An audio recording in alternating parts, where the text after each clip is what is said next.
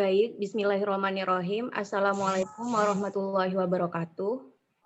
Waalaikumsalam Waalaikumsalam warahmatullahi wabarakatuh. Kami dari kelompok 1 akan mempresentasikan hasil kerja kelompok kami tentang pengertian, kebijakan, peran, dan kedudukan profesi keguruan. Anggota kelompok kami yang pertama saya sendiri, Rifta Maulani Nurimamah dengan NIM 200210104005. Yang kedua ada Rindi Dwita Ayu Lestari dengan NIM 200210104017. Yang ketiga ada Anggun Suwaibatulila dengan NIM 200210104018. Dan yang keempat ada Kodrun Nada Sugiyarti dengan NIM 200210104023, dan yang terakhir ada Firma Nurmutakin dengan NIM 200210104032. Baik, yang pertama di sini saya akan menjelaskan tentang definisi profesi. Definisi profesi secara etimologi berasal dari kata profession dalam bahasa Inggris yang berasal dari bahasa Latin professus yang berarti mampu atau ahli dalam suatu bentuk pekerjaan.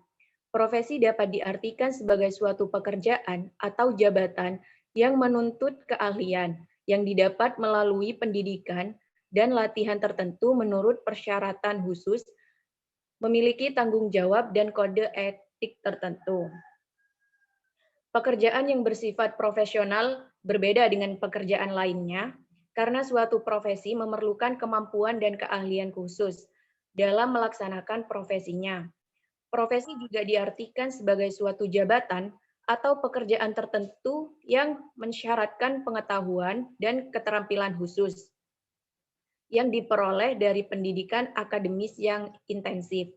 Jadi, profesi adalah suatu pekerjaan atau jabatan yang menuntut keahlian tertentu. Artinya, suatu pekerjaan atau jabatan yang disebut profesi tidak dapat dipegang oleh sembarang orang, tetapi memerlukan persiapan melalui pendidikan dan pelatihan secara khusus. Berdasarkan pada beberapa kriteria yang telah dijelaskan, maka profesi merupakan bidang pekerjaan tertentu yang dinilai telah memenuhi kriteria. Dengan kata lain, tidak semua pekerjaan dapat digolongkan sebagai profesi, karena terdapat persyaratan-persyaratan khusus yang harus dipenuhi, sehingga suatu bidang pekerjaan dapat disebut sebagai profesi. Next. Secara umum, syarat suatu pekerjaan untuk dapat digolongkan menjadi suatu profesi yaitu yang pertama adalah memiliki spesialisasi ilmu. Artinya, setiap profesi dibangun berdasarkan kekhususan keilmuan, sehingga orang yang masuk dalam suatu bidang profesi haruslah orang yang memiliki latar belakang keilmuan yang sesuai. Yang kedua adalah memiliki kode etik dalam menjalankan profesi. Artinya, kode etik merupakan pedoman etik atau pedoman moral bagi anggota profesi dalam menjalankan tugasnya. Kode etik profesi ini diperlukan untuk menjaga martabat dan menjaga pedoman bagi insan profesi dalam menjalankan profesinya. Yang ketiga adalah memiliki organisasi profesi. Organisasi merupakan wadah perjuangan dan perkumpulan insan profesi. Organisasi profesi juga berfungsi sebagai wadah untuk pengembangan profesi melalui sharing inovasi dan komunikasi suatu profesi. Melalui organisasi ini, insan profesi akan memiliki kesepakatan yang sama dalam menjalankan profesinya dan memiliki kemampuan untuk merespon berbagai kebijakan dan tantangan terkait profesi. Yang keempat adalah diakui masyarakat.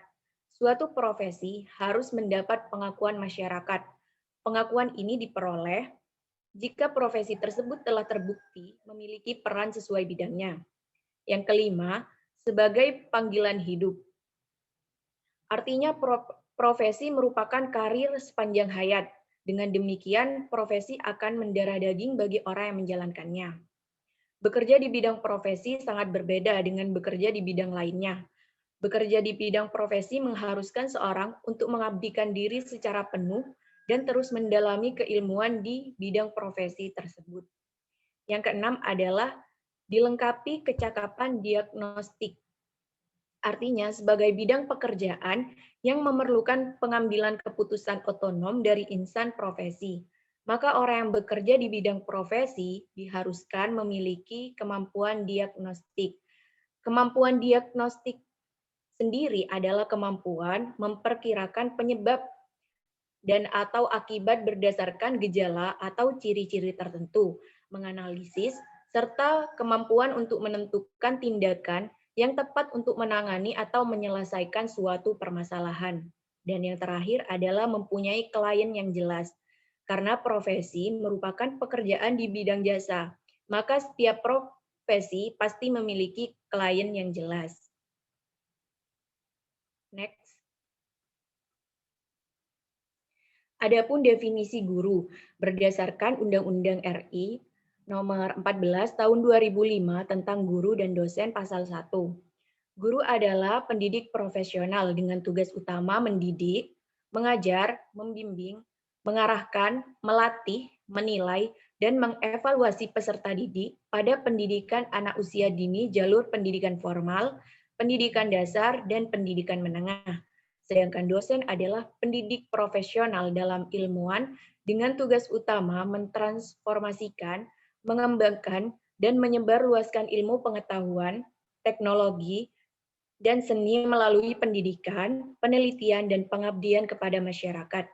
Adapun menurut Nur Jamaluddin 1978, guru adalah pendidik, yaitu orang dewasa yang bertanggung jawab memberi bimbingan atau bantuan kepada anak didik dalam perkembangan jasmani dan rohaninya agar mencapai kedewasaannya, mampu berdiri sendiri, dapat melaksanakan tugasnya sebagai makhluk Allah yang menjadi khalifah di muka bumi, sebagai makhluk sosial dan individu yang sanggup berdiri sendiri.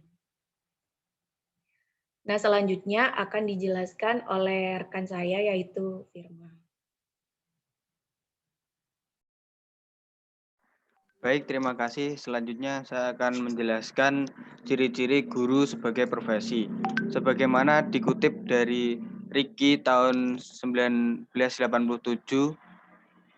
sebagaimana dikutip juga oleh Sucipto dan Kosasi tahun 2019 halaman 17 mengemukakan bahwa ciri-ciri guru sebagai profesi yaitu yang pertama ada komitmen dari guru bahwa jabatan mengharuskan pengikutnya menjunjung tinggi martabat kemanusiaan lebih daripada mencari keuntungan sendiri. Jadi di sini guru harus mementingkan tujuannya untuk menjunjung tinggi martabat kemanusiaan daripada untuk mencari keuntungan dirinya sendiri. Oke, yang kedua, suatu profesi mengisyaratkan orang yang di dalamnya mengikuti persiapan profesional dalam jangka waktu tertentu. Jadi guru tidak harus memiliki skill yang profesional dalam melaksanakan profesinya. Kemudian yang ketiga adalah harus menambah pengetahuan agar terus-menerus berkembang dalam jabatannya. Hal ini dilakukan agar proses pelaksanaan pembelajaran dapat berkembang. Kemudian nomor 4, memiliki kode etik jabatan. Selanjutnya memiliki kemampuan intelektual menjawab masalah-masalah yang akan dihadapi. Yang selanjutnya selalu mempunyai rasa keinginan untuk belajar terus-menerus mengenai bidang keahlian yang ditekuni. Ketujuh, menjadi anggota dari suatu organisasi. Kemudian yang kedelapan, jabatan itu dipandang sebagai suatu karir hidup. Kemudian prinsip mengajar. Dalam mengajar, guru juga memiliki prinsip-prinsip, yaitu yang pertama, membangkitkan perhatian peserta didik pada materi pelajaran yang diberikan serta dapat menggunakan berbagai media dan sumber belajar yang bervariasi. Dengan kemajuan ilmu pengetahuan dan teknologi masa kini, guru diharuskan memiliki pengetahuan yang lebih dalam terkait berbagai media dan sumber belajar yang dapat digunakan dalam menunjang prinsip mengajar. Kemudian yang kedua, guru harus dapat membangkitkan minat peserta didik untuk aktif dalam berpikir serta mencari dan menemukan sendiri pengetahuan. Kemudian guru harus membuat urutan sequence dalam pemberian pelajaran dan penyesuaian dengan usia dan tahap tugas perkembangan peserta didik. Hal ini dilakukan agar peserta didik juga tidak terlalu terbebani oleh semua tugas yang dilakukan oleh guru. Kemudian yang keempat, guru perlu menghubungkan pelajaran yang akan diberikan pada peserta didik dengan pengetahuan yang telah dimiliki peserta didik atau yang disebut dengan kegiatan apersepsi agar peserta didik menjadi lebih mudah dalam memahami pelajaran yang diterimanya. Kemudian, yang kelima adalah sesuai dengan prinsip-prinsip repetisi dalam pembelajaran. Diharapkan guru menjelaskan unit pelajaran secara berulang-ulang hingga tanggapan peserta didik menjadi jelas. Kemudian, guru wajib memperhatikan dan memperpikirkan korelasi atau hubungan antara mata pelajaran atau praktik nyata dalam kehidupan sehari-hari. Hal ini dilakukan agar guru dapat menemukan aplikasi dari teori yang telah dimukakan dalam pelajaran tersebut. Kemudian selanjutnya, guru harus tetap menjaga konsentrasi belajar para peserta didik dengan cara memberikan kesempatan berupa pengalaman secara langsung, mengamati atau meneliti, dan menyimpulkan pengetahuan yang telah didapatnya. Kemudian guru harus bisa mengembangkan sikap peserta didik dalam membina hubungan sosial baik dalam kelas maupun di luar kelas. Guru juga harus menyelidiki dan mendalami perbedaan peserta secara individual agar dapat melayani siswa sesuai dengan perbedaannya tersebut, sehingga proses pembelajaran dapat berjalan dengan baik. Baik, selanjutnya syarat guru sebagai profesi. Menurut NEA atau National Education Association, syarat guru sebagai profesi akan terpenuhi ketika memiliki kriteria yang pertama, jabatan yang melibatkan kegiatan intelektual. Yang kedua, jabatan yang menekuni suatu batang tubuh ilmu yang khusus. Kemudian yang ketiga, membutuhkan persiapan profesional yang lama. Yang keempat, melibatkan dan memerlukan latihan dalam jabatan yang berkesinambungan. Yang kelima, jabatan yang menjanjikan atau memaksudkan karir hidup dalam keanggotaan yang permanen. Kemudian yang keenam, jabatan yang menentukan baku atau standar sendiri. Kemudian selanjutnya jabatan yang lebih mementingkan urusan layanan di atas keuntungan pribadi. Kemudian yang kedelapan, jabatan yang mempunyai organisasi profesional yang kuat dan terjalin erat. Kemudian selanjutnya akan dijelaskan oleh teman saya.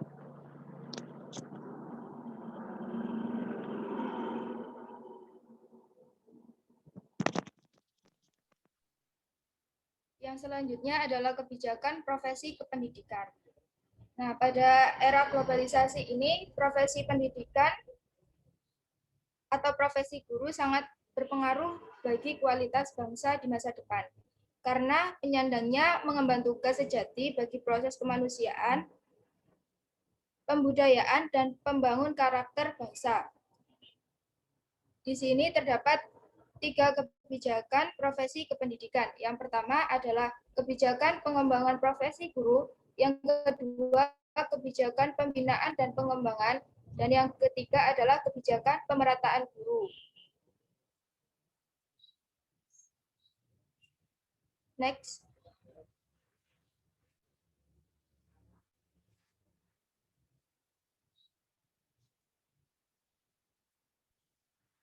Yang pertama tadi kebijakan pengembangan profesi guru.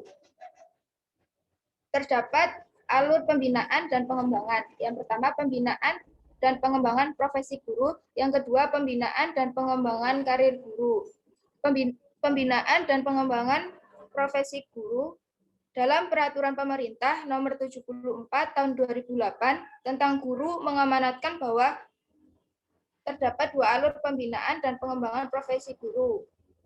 Pembinaan dan pengembangan profesi guru meliputi pembinaan pedagogik, kepribadian, sosial, dan profesional.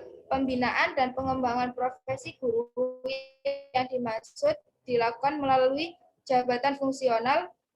Kebutuhan dalam pembinaan dan pengembangan profesi dibagi menjadi 5. Yang pertama adalah pemahaman konteks pembelajaran, penguatan penguasaan materi, pengembangan teori metode mengajar, inovasi pembelajaran, dan pengalaman tentang teori-teori terkini. Yang kedua adalah pembinaan dan pengembangan karir guru. Pembinaan dan pengembangan karir guru ini terdiri dari 3 ranah. Yang pertama adalah penugasan, kenaikan pangkat, dan promosi. Bagian dari pengembangan karir, kenaikan pangkat merupakan hak guru dan termasuk ranah peningkatan karir. Kenaikan pangkat ini dilakukan melalui 2 jalur. Yang pertama adalah kenaikan pangkat dengan sistem pengumpulan angka kredit dan kenaikan pangkat karena prestasi kerja atau dedikasi yang luar biasa. Selanjutnya,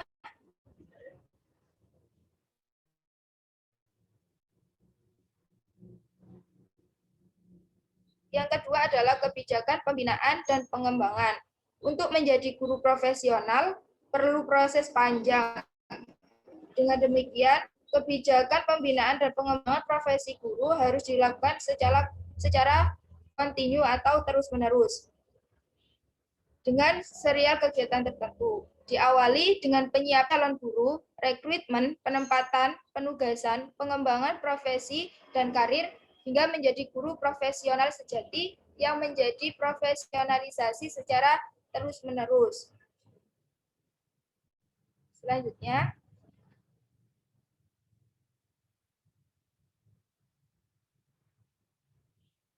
dan yang ketiga adalah kebijakan pemerataan guru. Dalam peraturan bersama, Kementerian Pendidikan Nasional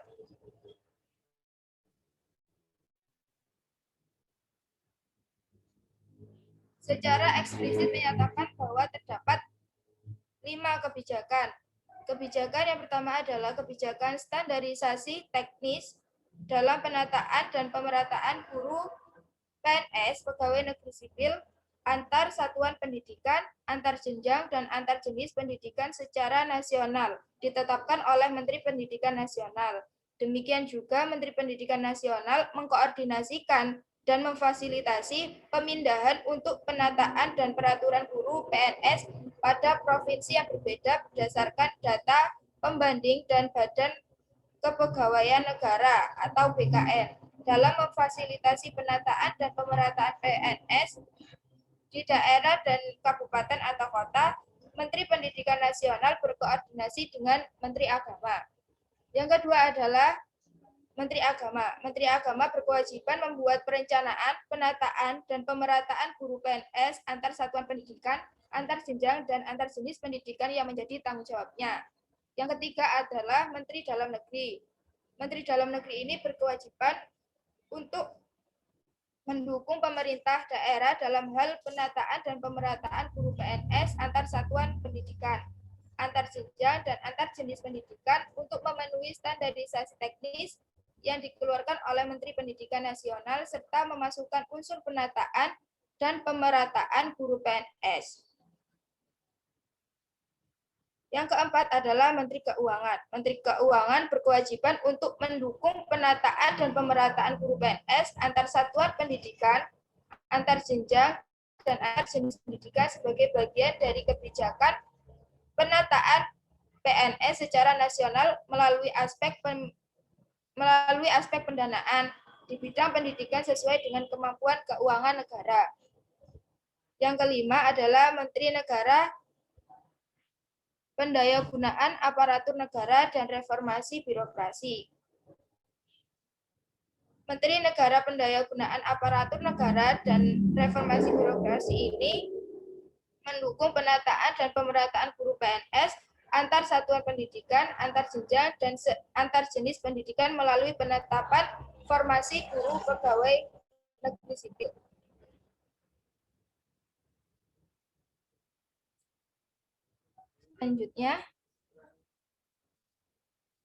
Selanjutnya akan dijelaskan oleh teman saya.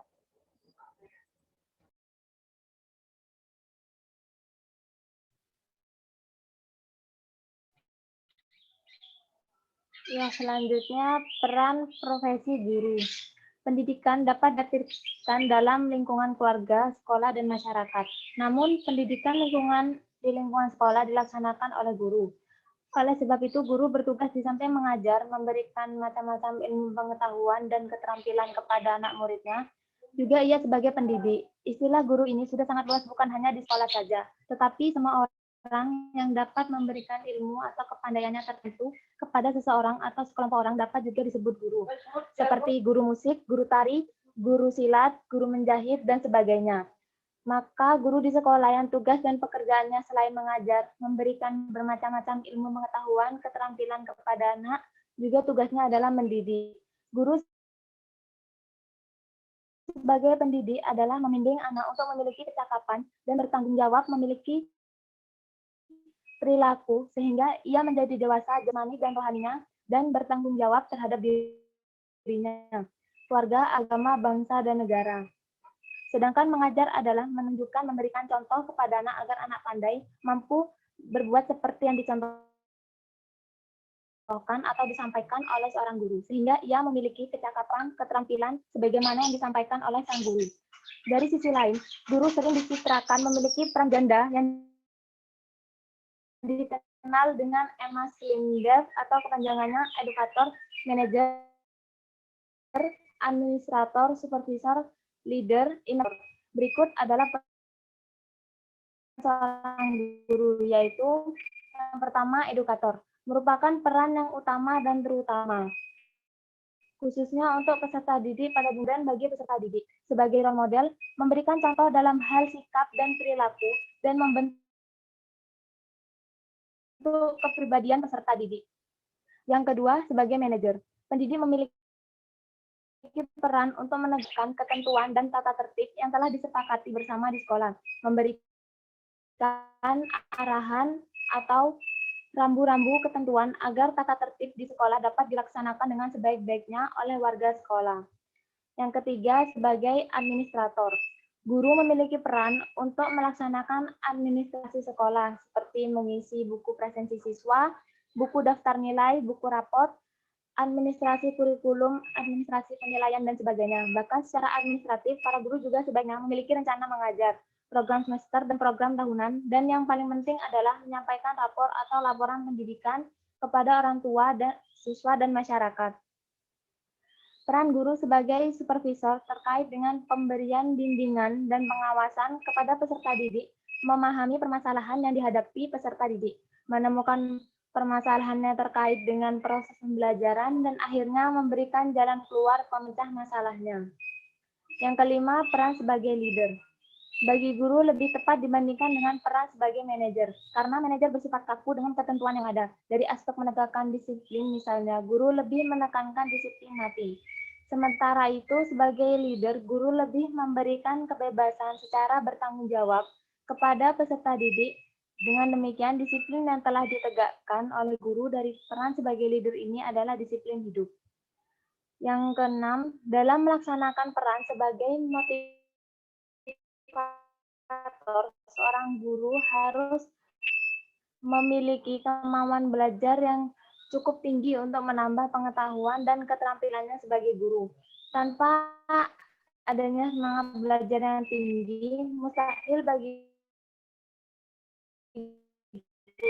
dapat menghasilkan inovasi-inovasi yang bermanfaat untuk meningkatkan mutu pembelajaran di sekolah. Yang ketujuh, adapun peran sebagai motivator terkait dengan peran sebagai edukator dan supervisor. Untuk meningkatkan semangat dan gairah belajar yang tinggi, siswa perlu memiliki motivasi yang tinggi, baik motivasi dari dalam dirinya sendiri maupun dari luar, yang utama berasalnya dari gurunya sendiri. Dalam buku bertajuk Dinamika Sekolah dan Bilik Darjah, Kamarudin Haji Husin memaparkan peran guru dalam berbagai aspek, yaitu sebagai pendidik, pengajar, fasilitator, pembimbing, pelayan. Menurut kajian Pulias diidentifikasikan setidaknya ada pengajar, pembimbing, pelatih, penasehat, pembaharu atau inovator, model dan keteladanan pribadi, peneliti, pendorong, kreativitas, pembangkit pandangan, pekerja rutin, pemindah kemah, pembawa cerita, aktor, emansipator, evaluasi.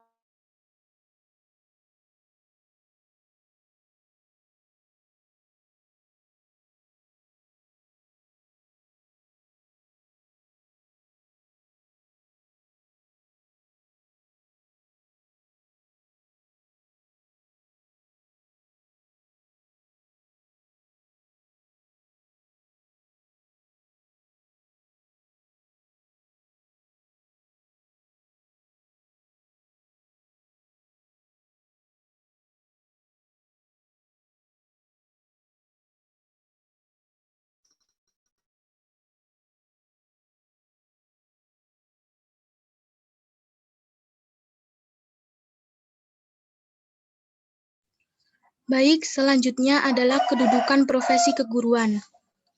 Dalam bab 2 pasal 2 Undang-Undang Nomor 14 Tahun 2005 tentang guru dan dosen itu menyebutkan bahwa yang pertama, guru mempunyai kedudukan sebagai tenaga profesional pada jenjang pendidikan dasar, pendidikan menengah, dan pendidikan anak usia dini pada jalur pendidikan formal yang diangkat sesuai dengan peraturan perundang-undangan.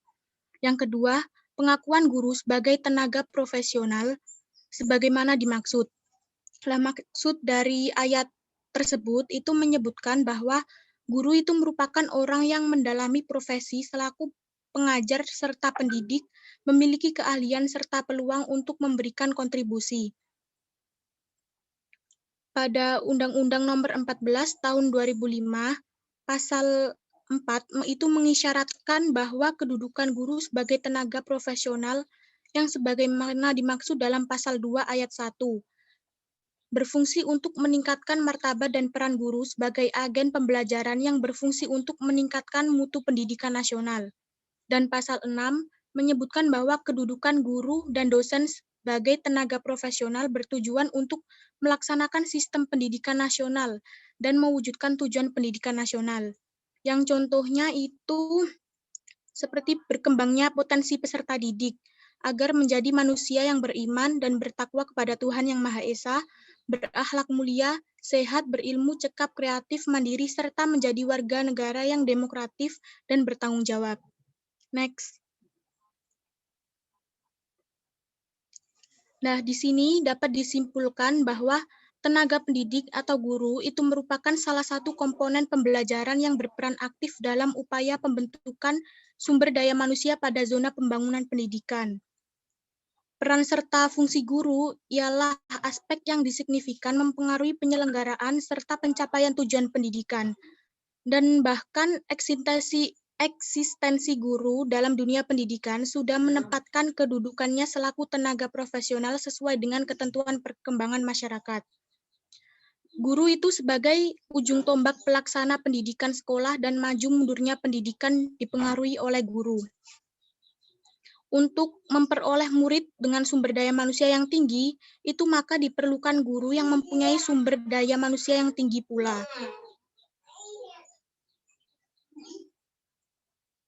Dan tanpa adanya seorang guru, proses pendidikan akan timpang terlebih lagi tidak terarah.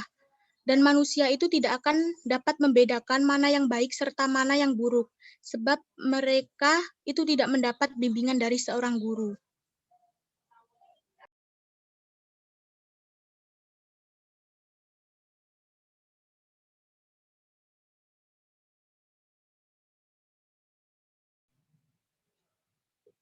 Baik, sekian presentasi dari kelompok kami. Selanjutnya adalah sesi tanya jawab. Kami batasi 3 penanya terlebih dahulu. Silakan yang ingin bertanya bisa ditulis pertanyaannya di room chat.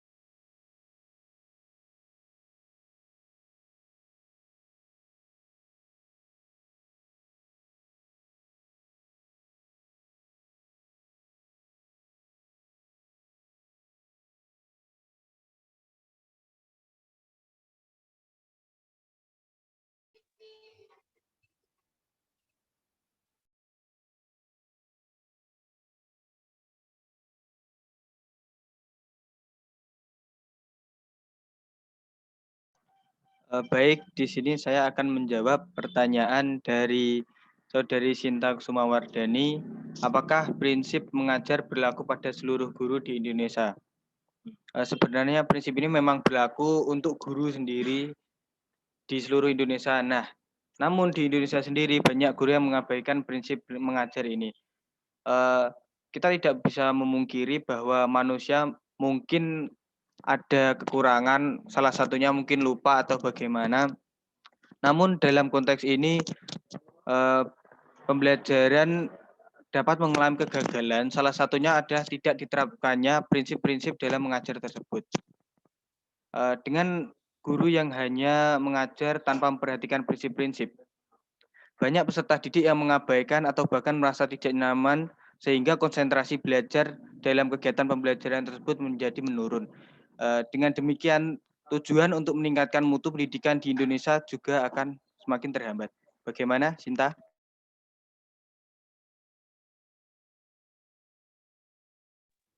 Baik, terima kasih. Mungkin teman-teman yang lain ada tanggapan atau bagaimana? Silakan yang ingin menanggapi, teman-teman.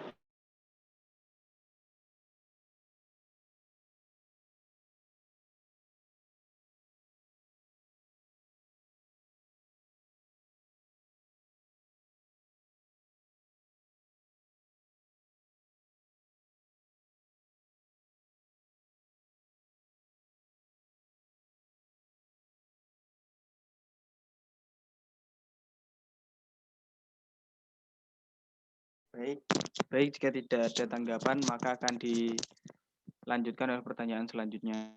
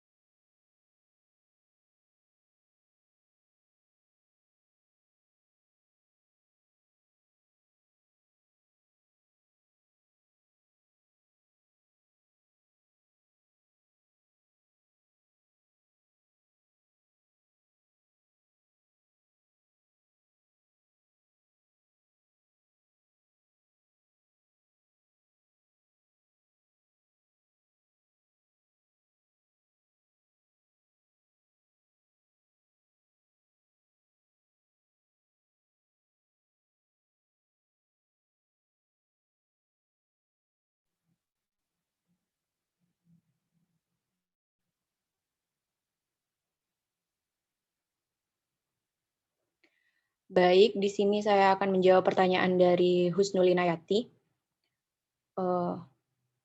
Izin bertanya, seperti yang sudah dijelaskan tadi, terdapat kebijakan pemerintah tentang pemerataan guru. Bagaimana cara mengoptimalkan peranan guru di pelosok desa? Karena kan sarana dan prasarana di desa kurang memadai, sehingga bisa membuat proses belajar menjadi tidak optimal. Siswa akan merasa malas juga untuk datang ke sekolah. Jadi memang tidak dapat dipungkiri bahwa faktor sarana dan prasarana ini merupakan faktor yang sangat mempengaruhi proses pembelajaran di sekolah. Karena sarana dan prasarana merupakan salah satu penunjang dari proses pembelajaran. Untuk masalah sarana dan prasarana yang masih kurang memadai ini memang harus segera diatasi. Perlu diperhatikan bahwa ketika seorang berkeinginan menjadi seorang guru, maka dia akan menerima konsekuensi yang nantinya akan diterimanya oleh guru tersebut. Baik dia akan ditempatkan di daerah yang terpencil atau yang sarana dan prasarananya kurang memadai, di situ guru dituntut untuk bisa mengatasi hal tersebut. Nah, untuk mengatasi masalah tersebut, guru itu harus memiliki keterampilan dan kreativitas, di mana bisa mengajak siswanya agar tetap bisa melaksanakan pembelajaran, agar siswanya juga tidak malas untuk datang ke sekolah.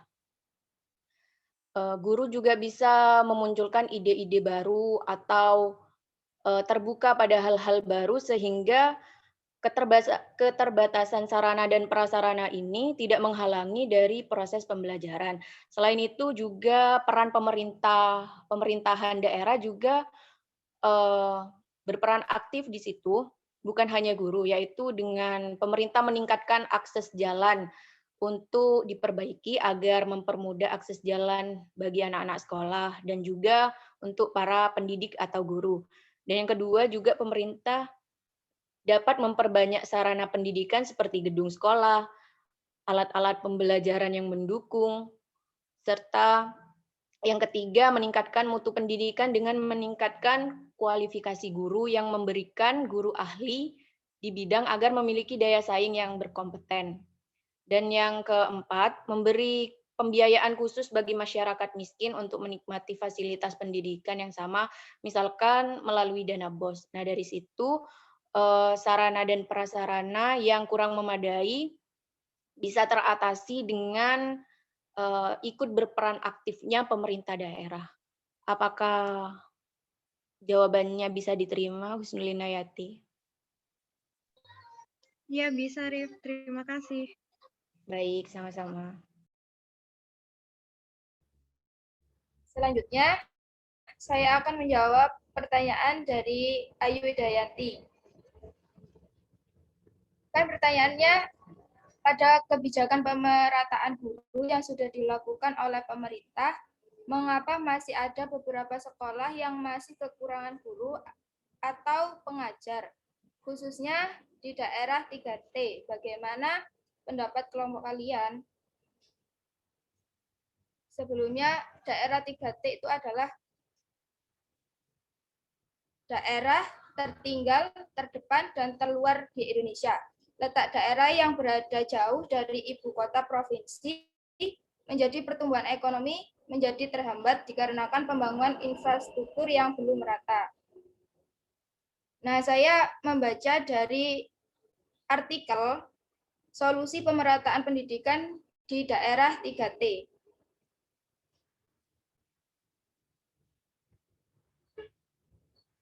Pemerataan pendidikan di seluruh pelosok negeri memang sangat sulit tercapai, khususnya di wilayah 3T.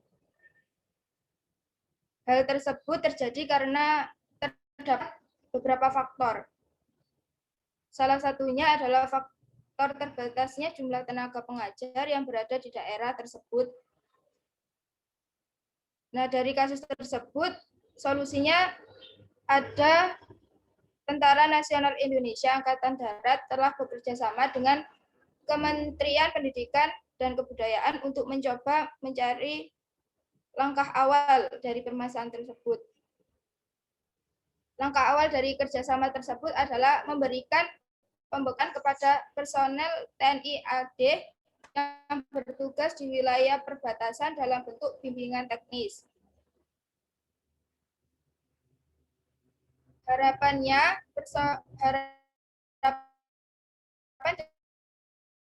dari personel TNI AD yang akan ditugaskan di daerah terdalam seperti SD dan SMP. Kan kemudian belajar kan tidak hanya di sekolah saja, tetapi melalui pelatihan-pelatihan dan keterampilan tersebut juga termasuk belajar yang akan menambah ilmu pengetahuan dan keterampilan bagi anak-anak di daerah pelosok tersebut.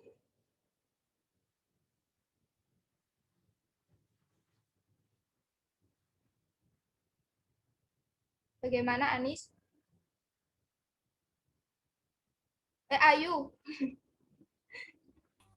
Iya, sudah cukup jawabannya. Terima kasih. Sama-sama. Selanjutnya, saya akan menjawab pertanyaan dari Hani. Yang pertanyaannya adalah, mengapa guru dikatakan sebagai suatu profesi, bukan pekerjaan? Dan mengapa ada program dari pemerintah untuk mengadakan PPG bagi calon guru? Nah, guru itu dapat dikatakan jabatan guru dapat dikatakan sebuah profesi karena menjadi seorang guru itu dituntut untuk suatu keahlian tertentu, misalnya mengajar, mengelola kelas, merancang pengajaran, dan dari pekerjaan ini seorang guru itu dapat memiliki nafkah bagi kehidupan selanjutnya.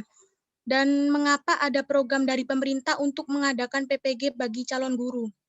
Itu alasan utamanya karena tidak semua lulusan sarjana S1 kependidikan yang akan menjadi guru itu belum bisa menjadi guru yang baik dan masih belum menguasai semua kompetensi guru, yaitu kompetensi kepribadian, kompetensi pedagogi, sosial, dan profesional. Maka dari itu perlu mengikuti program PPG untuk melatih semua kompetensi tersebut dan memiliki keahlian dalam mengajar. Perubahan kurikulum yang sering diganti itu menjadi alasan juga perlu adanya program PPG, karena dalam PPG guru akan dikenalkan dan diajarkan bagaimana proses pembelajaran pada kurikulum baru nantinya, terutama dalam pembuatan RPP yang menjadi kesulitan guru dalam membuat dan mengaplikasikan di kelas. Begitu, bagaimana Hani? Ya, terima kasih Nada, sudah cukup jelas penjelasannya. Ya, sama-sama.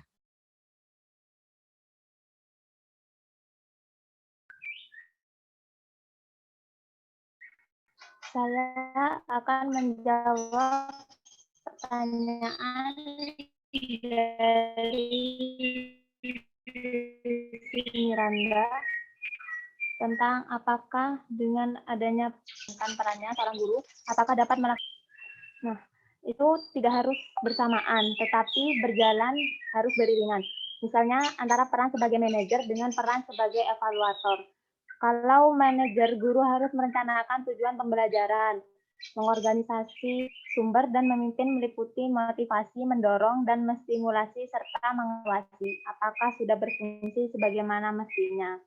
Sedangkan peran evaluator, guru melalui evaluasi dapat mengumpulkan informasi. Jadi peran manajer dijalankan dulu, baru kemudian setelah berjalan dilakukan evaluasi.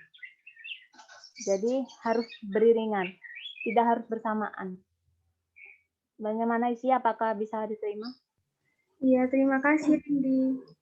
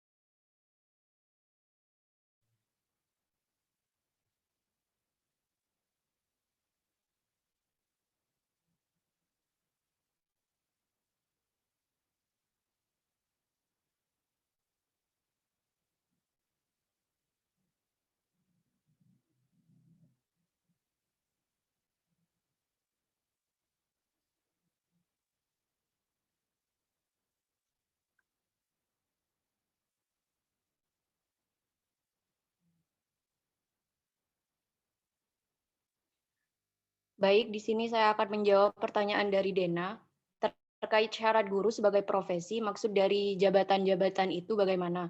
Nah, maksud dari jabatan-jabatan itu adalah profesi itu sendiri. Jadi profesi tadi kan dijelaskan bahwa profesi itu suatu pekerjaan atau jabatan yang menuntut keahlian tertentu. Jadi yang dimaksud jabatan di sini adalah profesi guru itu sendiri. Itu. Jadi syarat untuk menjadi guru itu ya profesi itu sendiri. Jadi maksudnya profesinya. Apa bisa diterima, Dena? Iya, tadi kan di slide ada berapa ya? Ada 10, maksudnya yang disebutkan Firma tadi. Nah, itu kan ada jabatan disebutkan banyak kan. Nah, itu kan tadi syarat-syaratnya. Berarti harus memenuhi semua jabatan-jabatan itu. Iya harus memenuhi. Tapi ini kan menurut National Education Association atau NEA. Jadi itu menurut NEA syaratnya harus terpenuhi seperti itu. Jadi kan misalkan yang tadi jabatan melibatkan kegiatan intelektual. Jadi syarat untuk menjadi seorang guru memang harus mempunyai intelektual yang bagus agar bisa mengajarkan materi kepada peserta didiknya agar bisa dipahami gitu. Juga tadi dijelaskan bahwa suatu jabatan yang menekuni suatu batang tubuh ilmu yang khusus. Jadi syarat jadi guru memang harus memenuhi atau menekuni suatu ilmu tertentu sehingga bisa diajarkan kepada peserta didiknya. Jadi syarat-syarat tersebut harus bisa dipenuhi oleh calon guru. Apa bisa diterima? Iya, ya bisa. Terima kasih. Ya, sama-sama.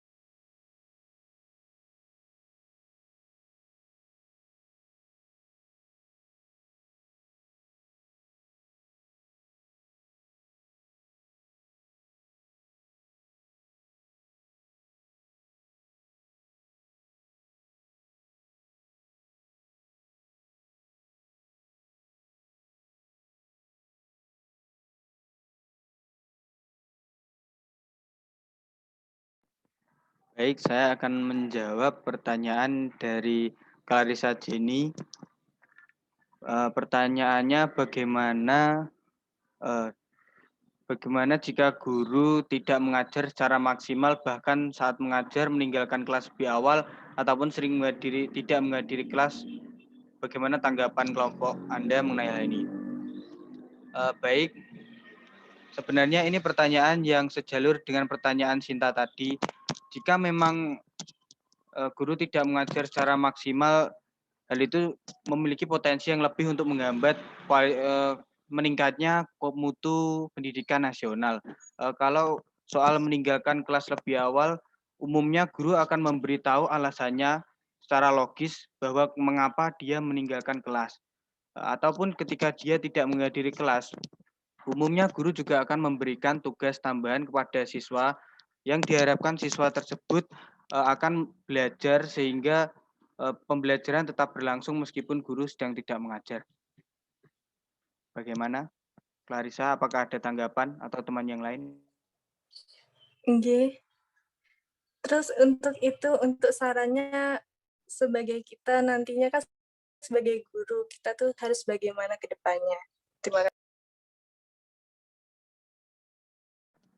Nah, kalau berbicara soal saran, ketika kita akan hendak meninggalkan kelas lebih awal, kita dapat memberitahu kepada siswa-siswi kita mengapa kita akan meninggalkan kelas tersebut, atau ketika kita tidak bisa menghadiri, kita dapat memberi tugas yang bisa menarik siswa tersebut agar belajar. Jadi siswa tersebut akan lebih memahami materi yang dijelaskan oleh kita meskipun kita tidak mengajarnya. Seperti misalnya kalau kita tidak bisa datang ke pertemuan tersebut, kita dapat memberi tugas seperti tugas mengumpulkan soal atau kita memberi soal dan mereka menjawabnya atau kita menyuruh mereka untuk membuat video pembelajaran yang mereka pahami sendiri.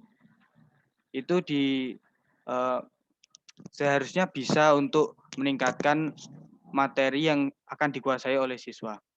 Bagaimana Clarissa? Terima kasih.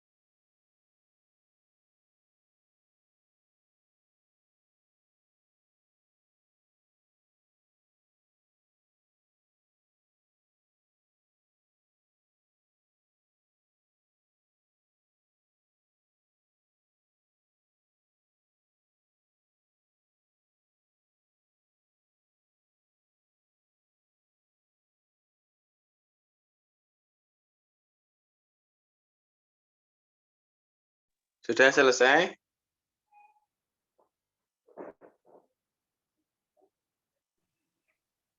Belum, Bapak. Masih ada Oh, kurang beberapa. berapa pertanyaan? Masih lumayan banyak ini, Bapak. Soalnya pertanyaannya yang masuk sangat banyak. Oh ya, berarti antusiasme tinggi untuk mendapatkan nilai partisipasi ya. Ya udah, Oke. nanti dijawab dulu ya. Oke, Bapak.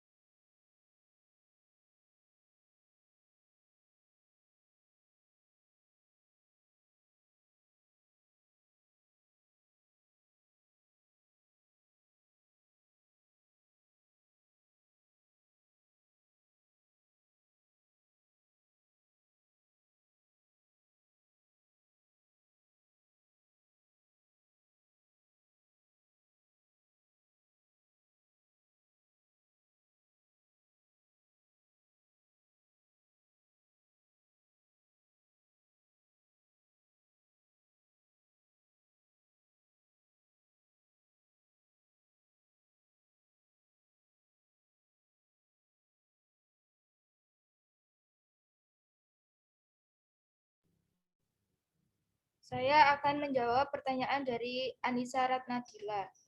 Bagaimana cara guru agar dapat memahami masalah yang dialami peserta didik? Sebelumnya, saya mau bertanya kembali, permasalahan yang dimaksud adalah permasalahan dari keluarga, di dalam keluarga, apa permasalahan kesulitan yang dialami oleh peserta didik? Permasalahan kesulitan yang dialami oleh peserta didik. Cara guru agar dapat memahami masalah yang dialami peserta didik, yaitu dengan melakukan beberapa cara. Yang pertama adalah observasi, yaitu mengamati peserta didik dalam belajar, baik sikap siswa dalam mengikuti pelajaran maupun memeriksa buku catatan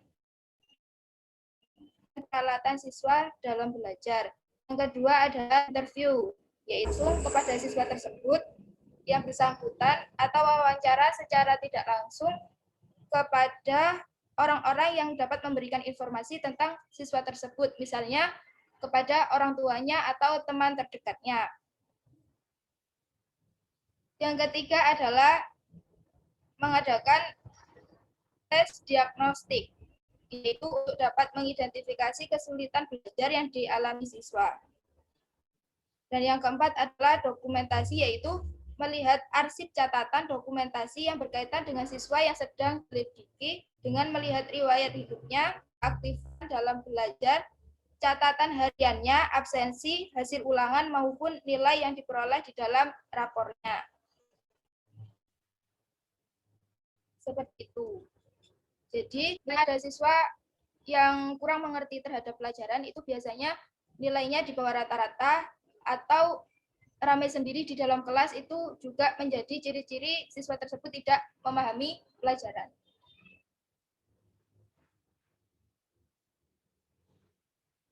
Seperti Baik, itu. terima kasih. Sama-sama.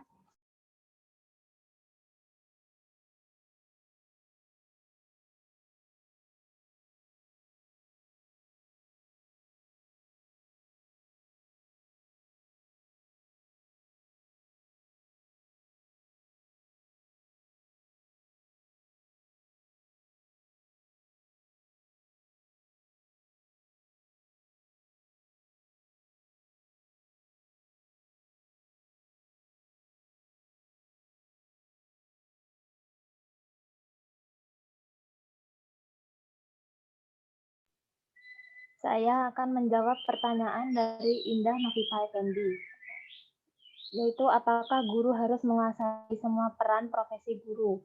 Menurut pendapat kelompok kami, guru tuh harus menguasai semua perannya sebagai profesi guru agar bisa menjalankan profesinya sebagai guru dengan baik. Contohnya saja itu peran guru sebagai pendidik. Nah, guru tuh harus menguasai bagaimana cara mendidik yang baik agar profesinya sebagai guru itu bisa dijalankan dengan baik. Mungkin ada tanggapan? Baik, terima kasih.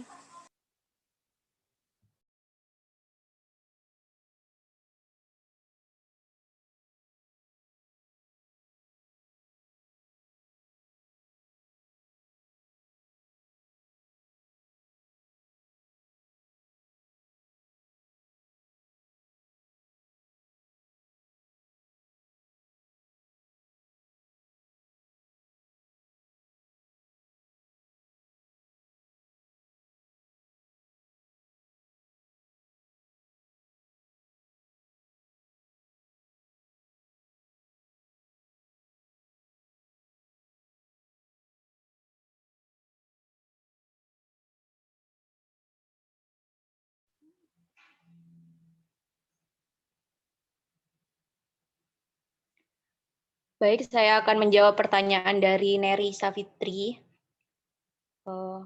Saya ingin bertanya, seringkali saya temui ada beberapa guru yang pandai dalam bidangnya. Namun ketika guru tersebut mencoba menjelaskan sebuah materi, murid-muridnya sulit untuk memahami apa yang guru tersebut jelaskan. Menurut kelompok kalian, faktor apa yang menyebabkan hal tersebut terjadi? Jadi, faktor yang mengakibatkan murid-murid itu sulit untuk memahami pelajaran yang dijelaskan oleh guru bisa dari dua faktor, yaitu faktor dari gurunya sendiri dan juga dari siswanya. Nah, untuk faktor dari gurunya sendiri itu bisa jadi gurunya dalam mengajar, cara mengajarnya itu mungkin terlalu cepat, atau materi-materi yang diberikan terlalu berat. Dan untuk faktor siswanya sendiri itu bisa karena beban belajarnya itu terlalu berat. Maksudnya materi yang diberikan oleh gurunya itu terlalu berat. Biasanya hal ini terjadi pada siswa-siswa yang mereka yang sekolah usianya lebih muda daripada yang seharusnya. Terus ada juga ketakutan untuk jujur. Maksudnya ketika guru menjelaskan suatu materi, siswa tersebut enggan untuk jujur atau enggan untuk bertanya tentang materi yang dirasa kurang mengerti. Seperti itu. Apakah bisa diterima, Neri? Iya, terima kasih. Ya, sama-sama.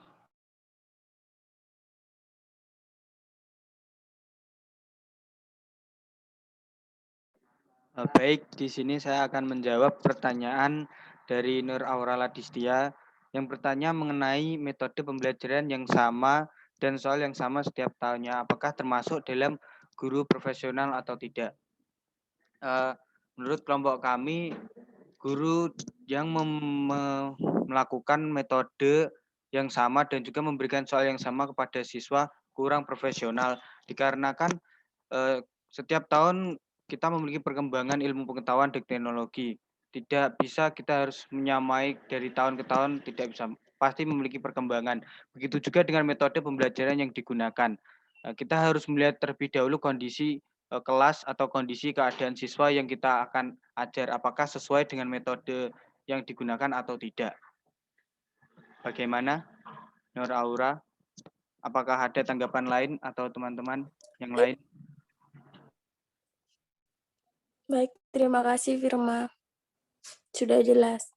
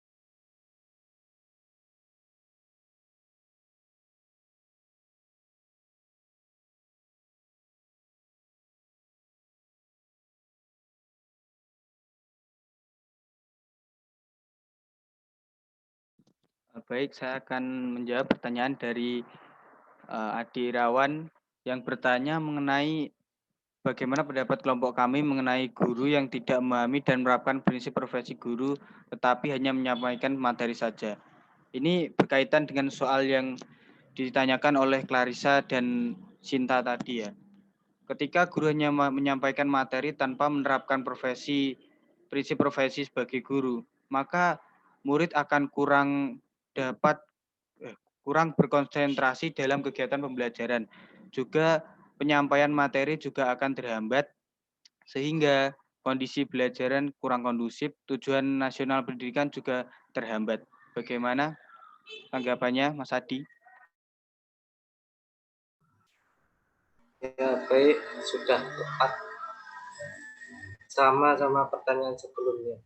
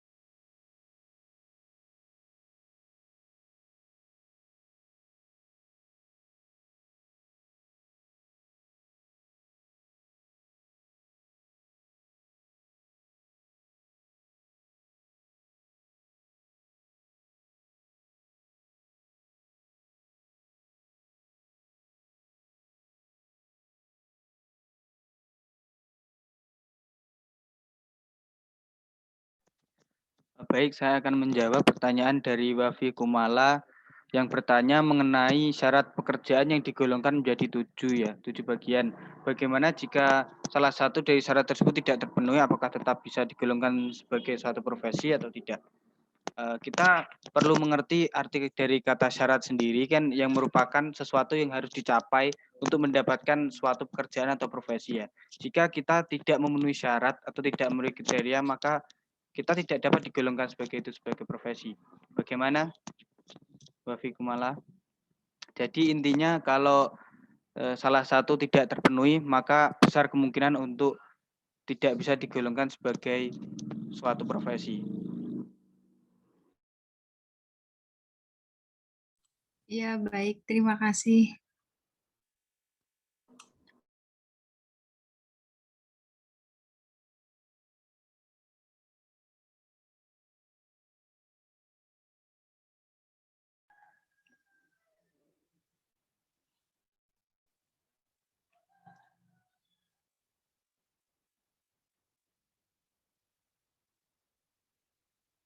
Baik, saya akan menjawab pertanyaan dari Ifatur Rahmawati.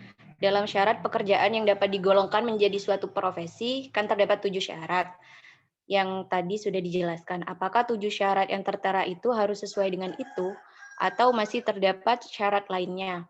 Nah, tadi dijelaskan bahwa syarat yang disebutkan ketika presentasi itu adalah syarat secara umum. Nah, saya membaca di suatu artikel, ada juga beberapa syarat itu dikatakan sebagai suatu profesi, yaitu ada membutuhkan persiapan profesional bukan hanya sekedar latihan. Jadi profesi itu harus benar-benar memiliki profesional yang bagus menguasai suatu ilmu tertentu. Dan yang kedua ada juga membutuhkan latihan secara berkesinambungan. Seperti itu. Jadi tidak hanya berpacu pada 7 syarat yang tadi dijelaskan. Karena yang tadi dijelaskan itu hanya secara umum. Apa jawabannya bisa diterima, Ifatur? Baik, terima kasih atas penjelasannya. Baik, sama-sama.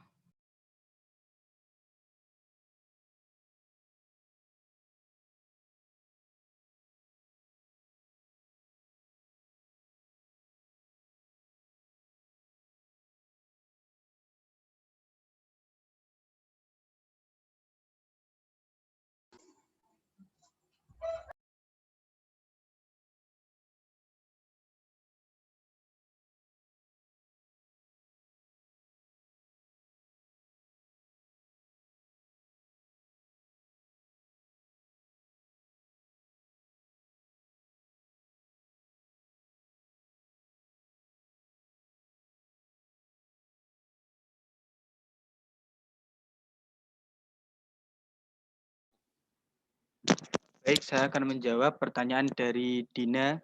Apakah sudah dijawab atau belum ya? Dina? Belum. Oh, baik. Pertanyaannya terkait guru yang mengajar bukan pada spesialisasi ilmunya ya. Bagaimana, apakah memiliki pengaruh terhadap mutu pendidikan di Indonesia? Nah, baik. Sebenarnya hal ini juga terjadi di sekolah saya yang sebelumnya gurunya berkelulusan dalam bidang sejarah, namun dia mengajar dalam bidang sosiologi. Hal ini tergantung pada apakah guru tersebut mampu untuk menerapkan prinsip-prinsip atau yang syarat-syarat yang ditentukan oleh pemerintah, apakah dia mampu menerapkannya atau tidak. Sebenarnya itu tergantung. Ketika guru tersebut mampu untuk melakukan prinsip tersebut, besar kemungkinan untuk memiliki pengaruh yang baik terhadap mutu pendidikan di Indonesia. Namun ketika guru tersebut tidak mampu untuk menerapkan prinsip-prinsip mengajar yang telah ditentukan seperti tadi, maka kemungkinan besar juga akan berpengaruh buruk atau bahkan kualitas mutu pendidikan di Indonesia juga akan menurun. Bagaimana, Dina, tanggapannya? Lalu kira-kira menurut kelompok 1 ini solusi yang terbaik gimana? Apakah hal tersebut masih tetap bisa dijalankan untuk waktu yang berkelanjutan atau mungkin pemerintah perlu menegakkan kalau guru itu harus terjun di sekolah dan harus sesuai dengan spesialisasi ilmu yang sudah dipelajari sebelumnya? Nah, kalau menurut kelompok kami sendiri bahwa itu tergantung kepada sekolahnya. Sekolahnya melapor kepada pihak pemerintah atau tidak bahwa kekurangan guru di bidang sosiologi misalnya. Karena guru tersebut seperti tadi di guru saya, beliau memiliki jurusan sejarah dan tidak memiliki pengalaman di bidang sosiologi. Kalau sekolah tersebut melaporkan pada pihak pemerintah, maka besar kemungkinannya akan diganti dengan guru yang lebih profesional. Bagaimana, Dina?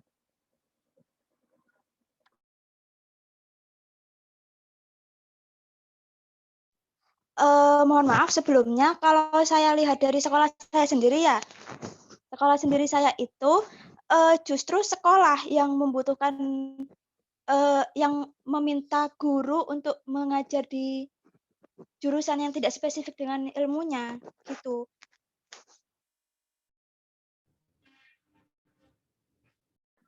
Baik, berarti sekolah tersebut atau bahkan mungkin kepala sekolah yang mengelola sekolah tersebut mempercayai guru tersebut, dinilai guru tersebut mampu untuk menjalankan meskipun bukan pada konteks atau spesialisasi ilmunya.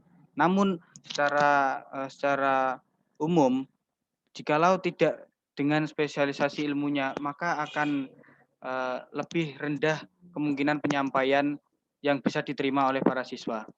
Karena minimnya pengetahuan yang dimiliki oleh seorang guru dan juga yang faktor yang lain. Bagaimana, Dina? Firma boleh menambahkan. Silakan, Anggun. Untuk mengatasi permasalahan tersebut dapat ada beberapa solusi. Seharusnya pihak sekolah itu dapat membuka lowongan atau rekrutmen guru yang sesuai pada bidangnya. Nah, dari pihak sekolah juga harus memberikan pelatihan pendidikan sesuai mata pelajaran tadi agar guru lebih paham dan matang terhadap mata pelajaran yang diajarkan tadi. Nah, selain itu ada juga solusi lain yaitu guru tersebut dianjurkan untuk melanjutkan pendidikan lagi yang sesuai mata pelajaran yang diajarkan. Dengan adanya solusi tersebut dapat diharapkan pendidikan yang ada di Indonesia dapat berjalan dengan baik. Bagaimana, Dina? Baik, terima kasih atas penjelasannya.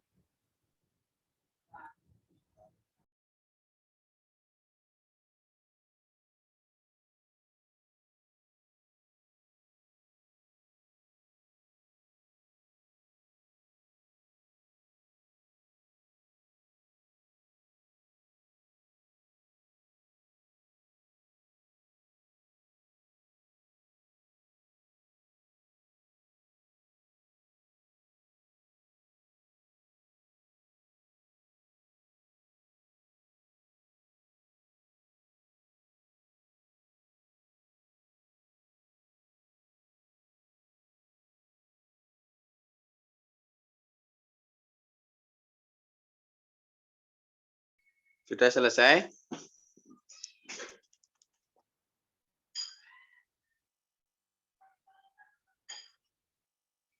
Sepertinya masih ada pertanyaan yang belum terjawab, Bapak. Oh iya, silakan.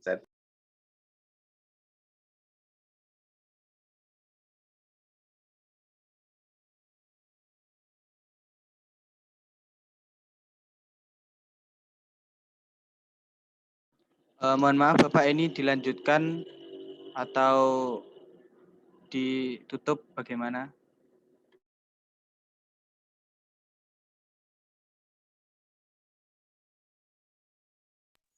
Sebentar saya kasih materi dulu ya.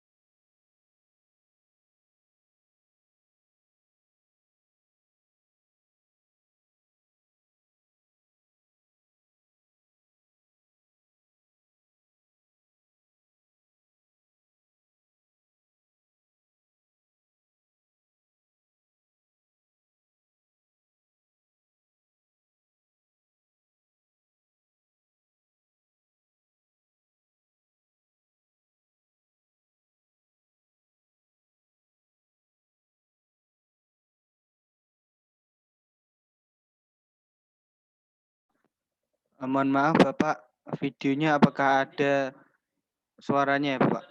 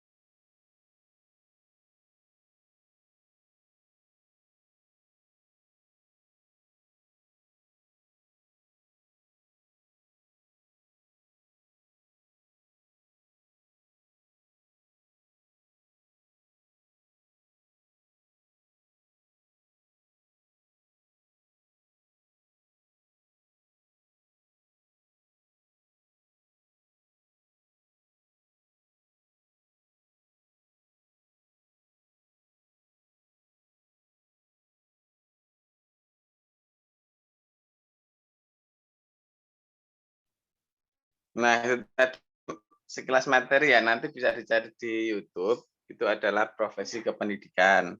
Nah, di sana memang penting ya ada peraturan-peraturan agar guru itu profesional, kemudian bagaimana tahapan-tahapannya, kemudian apapun sikap-sikap yang harus dilakukan sebagai guru